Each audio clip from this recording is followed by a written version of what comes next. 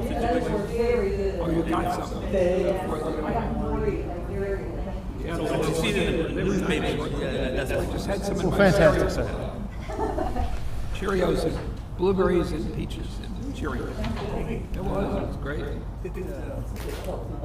I still eat Cheerios. I haven't contacted you. Oh, I did. Yeah, they contacted Todd. We're working through that with them. Yeah. They had some concerns about the way some stuff was calculated. We're working through that process. I saw something on that earlier this morning, but yeah, we'll make sure that one goes through. You know, that one needs to be done for sure.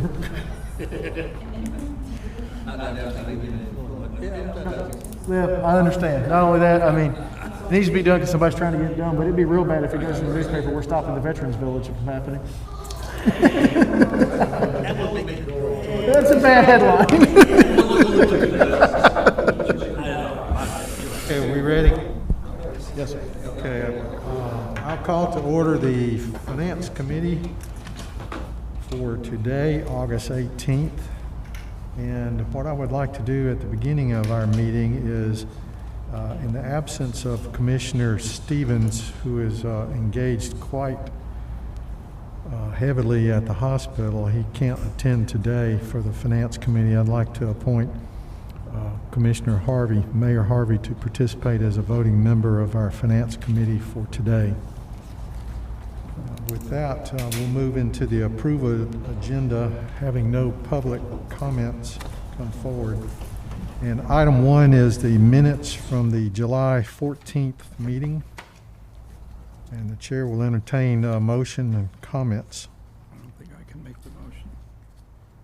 I can't, can I? I don't think I can make the motion. Sir, I think we're going to have to defer this to the next meeting because you were the only voting member that was present at that meeting. Because Commissioner Cook was absent, Right. Commissioner Right. Stevens was here. But he's the mayor out. was Harvey not. was not, okay. So- I was here, so does that count? You weren't, That's right, he was appointed at the last meeting. did you Right. represent me last Right. month? Okay, Yep. Okay. so I'll make a motion to approve. All right, and that, because the other two gentlemen were not here, I will second that. Any comments or questions regarding item number 1, the minutes for the last meeting? Hearing none, all those in favor? Passes 2. Thank you. Item 2 is the Gdot State Road 303 resurfacing contract item agreement. We heard this at the Facilities Committee. I think all those here are present heard that then. And so with that, in my view, we don't need to have an overview of that again. Any comments, questions? And I'll entertain a motion on that. Mr. Chairman, I'll move that the Finance Committee recommend entering into the contract item agreement with the Georgia Department of Transportation for infrastructure grade adjustments along State Road 303, excuse me, in the amount of $35,500. A second. Motion and second. Discussion or questions, please? Okay, hearing none. All those in favor, show of hands. Thank you. Motion passes. Item 3, surplus vehicles and equipment. Mr. Burrows? Yes, sir. We have 4 vehicles and then a plotter, which is a large map-sized printer that we would like to declare surplus. The 4 vehicles, 3 of them are over 10 years old. The other one is a 2013 Kia Soul that is having significant transmission problems, and the transmission repair is more expensive than the actual vehicle is worth at this point. So we'd like to declare all 5 of these items as surplus, put them on Gov Deals. If we can get bids there, then we will sell them. If not, we will dispose of them at that time. Okay, Chair will entertain a motion. Mr. Chairman, I move that the Finance Committee recommend the full commission approve the above-listed items as surplus to be disposed of in a manner most beneficial to the JWSC. Second. Motion and second. Discussion or questions, please? Looks like some good stuff. Someone better get it. Okay, we'll call for the vote. All those in favor, show of hands, please. All right, that passes. Thank you. And then final approval item is number 4, the change order number 1 for Splosh North Mainland Phase 3 pump stations. Andrew? Yes, sir. This is a two-part change order request. The first part is for extension of the contract by 30 days and cost associated with extending bypass pumping for 2 months due to delays in pump and fitting delivery for pump station 4035.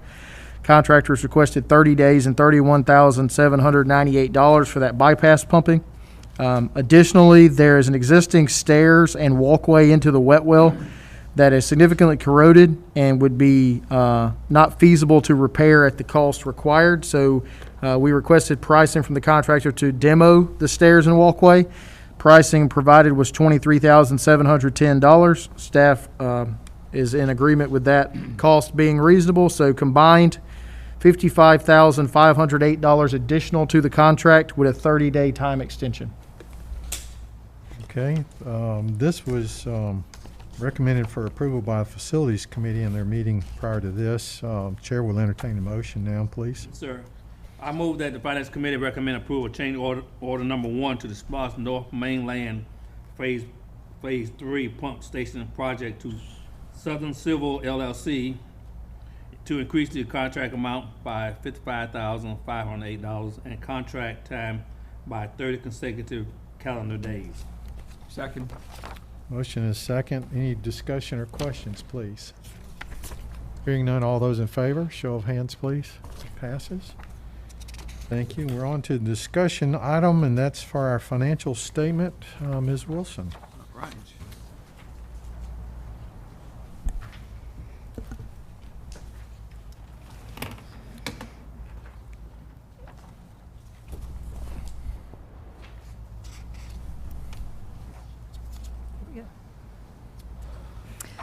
Good afternoon, gentlemen.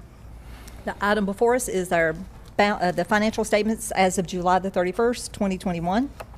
First up, we have our balance sheet, which is page 1 and 2.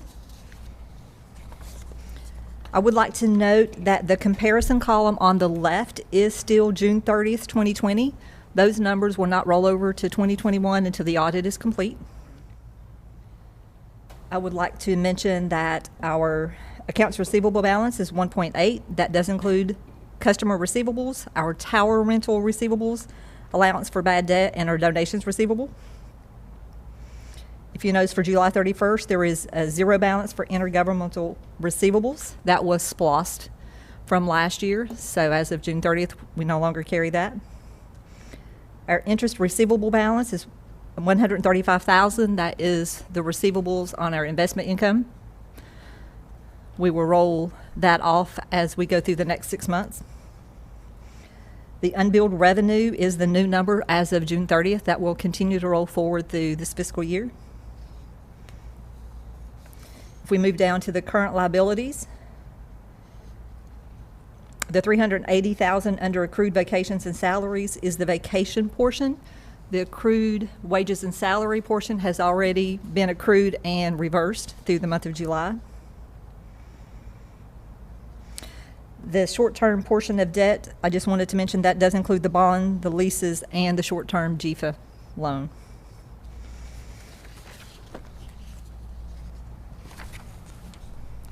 Moving on to our summary revenue. I do want to mention that the allocation for each month is on a 1/12 basis. As the year goes forward, most of the line items will be allocated 1/12 on the first day of the month. Our revenues for July are above projections. We're $330,000 over the projected budget for July. We'll also note that the water and sewer revenues compared to last July are up about $80,000 this year compared to last year. So, What do we attribute that to? sir? What do we attribute that to, you think? More people in town for one, and two, we have replaced 3,700 meters, so some of that is coming from the new meters that have went in. They've made an impact already. Right. Wow. Moving on to the expense summary. Again, I would like to note that the allocation variances are generally 1/12 but not always, especially on the expenses. For those items that there may be a major purchase every 3 months for testing, calibration, or a large piece of machinery, those allocations may hit at a larger portion at a month. Like if somebody wants to buy a piece of equipment, they may have budgeted the total for the month of September. So there's the variance in the amended budget versus the year-to-date budget for that. Overall, we are under budget by $809,000. But if you go just revenues to actual expenses and encumbrances for the month of July, we're a little over budget by like $76,000. Not bad for July. And we have started the capital purchases for the year, which are large chunks that come off early in the year.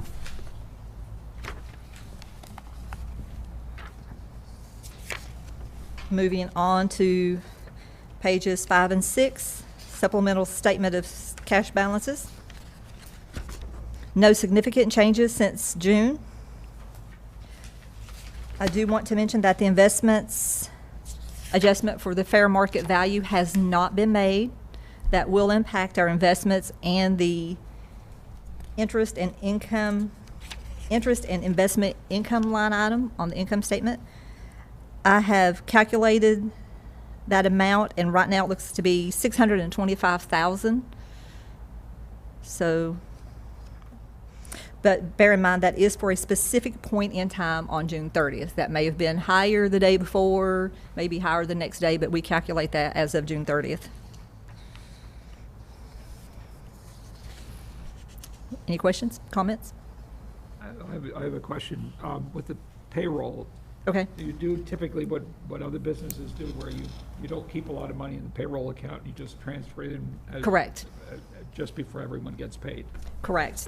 We had a higher balance on June 30th because we transferred the funds from the revenue account into the payroll account on the day before. So it actually, instead of waiting until July 1st, we done it on June the 30th. That would explain that, okay. Yeah, so we try to keep just a Minimal amount. minimal with a little bit of a buffer there in case something happens. Right, okay, thank you. And the same thing for the checking account. We only transfer what's over, and we keep a buffer in case there's an emergency run that we need to make and we don't have time to do the transfer. Right, right. Susan, can you explain a little bit about the bad debt expense on page 4? Let me back up. Are we moving in a good direction, or are we not? We're on par for where we were at the end of last year. We are. That's a calculated figure based off of the age of the debt. So, Agent report, and correct. if it's on a payment plan, it still goes into that report, correct? So, for example, we had a large leak adjustment that was done last year. It was a $70,000 leak adjustment. They're on a payment plan. It's going to take a while for them to pay off a $70,000 bill. So that a lot of that is going into that bad debt expense, but it will be paid down. They're just paying a little bit at a time. As the accounts receivable balance goes up, that number will be equivalent to that. Well, in the case of payment agreements, those are a positive impact, but they're just a longer duration. They just take a little longer to show up there.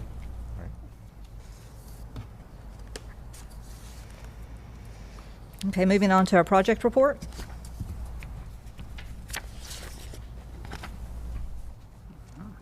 Again, we do have a timing issue with our project report expenses. So bear in mind, our report is run at the early part of the month, say by the 10th. The pay apps for the previous month generally run through the end of the month, so by the time the vendor has time to prepare that and get it to Joint Water and Sewer, and it goes through the whole approval process, it shows up later in the month. So we're generally running a month behind on that. Right. So the $320,000 are for some projects, but not the big pay apps for the big projects. For example, I signed the July pay app for the wastewater plant. It was $1.73 million, but the check hadn't been cut yet. And that process, that it's not, the invoice has not posted. Right. Right. So when it posts, it will show up on our project report. Kind of like the old way you used to keep your checking account.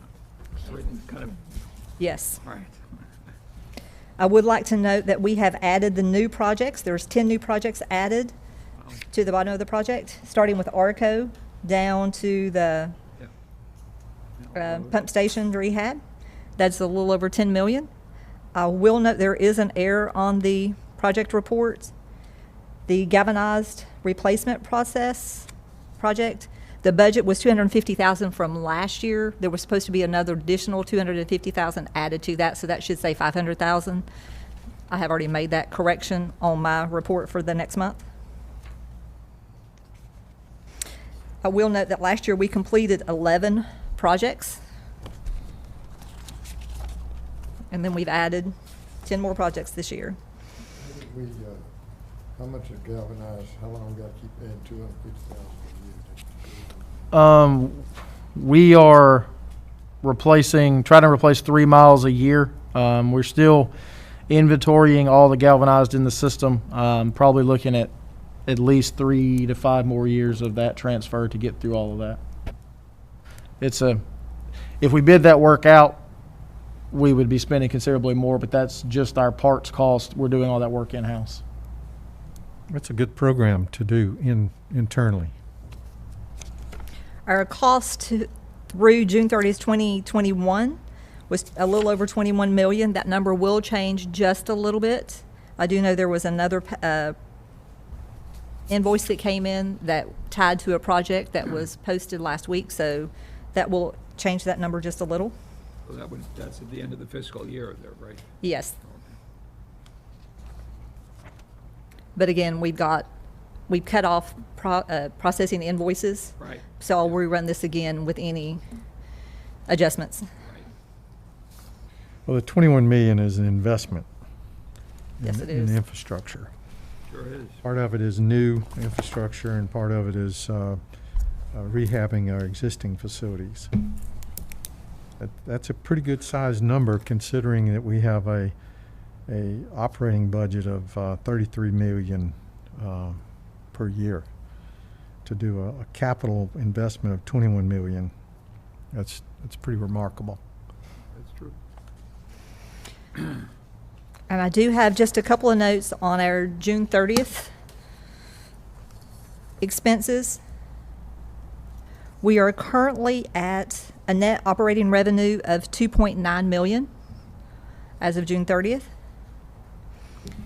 As I had mentioned earlier, the fair market adjustment for the investments will decrease the revenue section by 625,000, so that'll bring us to somewhere between 2.2 and 2.3.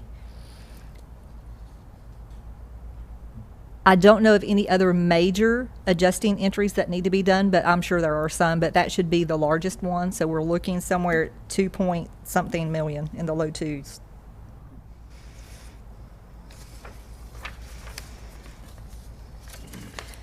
And I've already mentioned on our project report for June that we completed 11 projects, and that totaled 4.6 million.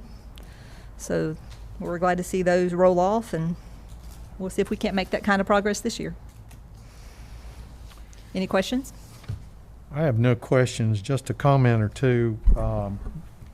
While we don't have the audited numbers, I realize the report will change very slightly once we get that done, but I just want to offer commendation to the entire team.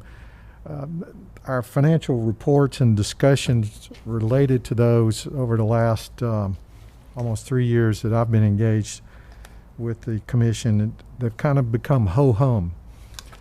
And I mean that in a very positive way, because such good work, great diligence, and very good execution has allowed us to get to the point where the financial statement is ho-hum.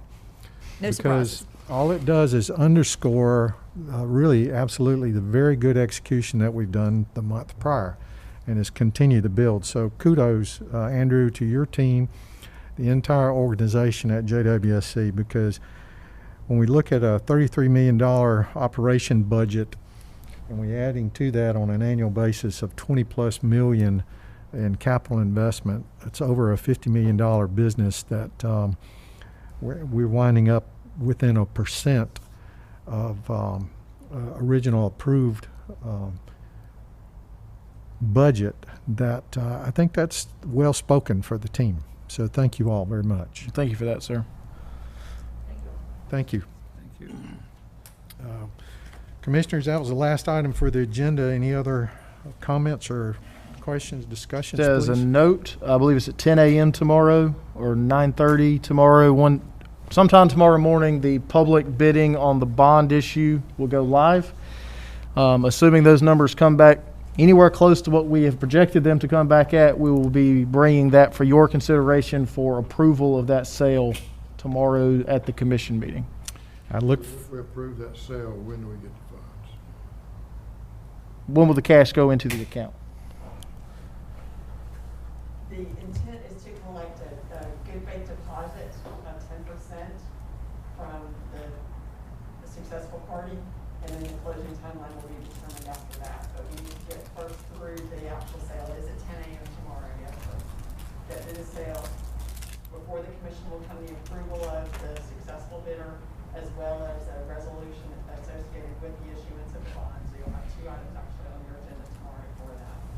And the resolution is gonna tell us what the project scope is gonna say this. That's correct. But what's the project scope gonna say? We've not seen the revised project scope. It was sent in the document sent out to you Friday, but it's basically per the direction of the commission to make it a little more general. It says, I'm paraphrasing, but rehab to existing gravity sewers and wastewater treatment processes, rehab to water mains, expansion of water storage capacity, and there's one more, extension of service to unserved areas of Glynn County. good. I look forward to the positive results tomorrow morning and then casting my vote in approval tomorrow afternoon. What are we looking at? What are we thinking interest rates What the financial advisors projected is 2.1%, so we're keeping our fingers crossed for it, that or better, but of course we'll know tomorrow when the bids come in for that, so. Who's taking those bids? It's an investment firm, I'm sorry, the name escapes me at the moment, but yes, sir, we have credentials that we can log in and we can actually watch the sale live. So Davenport's taking them at their office. Well, Davenport is facilitating, but it's not Davenport who's actually receiving those, no, sir. It's an international. Right. But Davenport will be here for the meeting tomorrow in case there's any questions about the sale. And kudos to Ms. LaDonna and Ms. Francis, who have been doing paperwork for the last month trying to get this done. So typically they have stayed later than I have for the last month, and so kudos to them. Hopefully we'll get this thing done tomorrow and they can actually go home before dark one night. Well, it's good work getting us this far on this funding need, and it's a good deal for our consumer base. So, hearing no further business, we'll be adjourned today. Thank you very much. Thank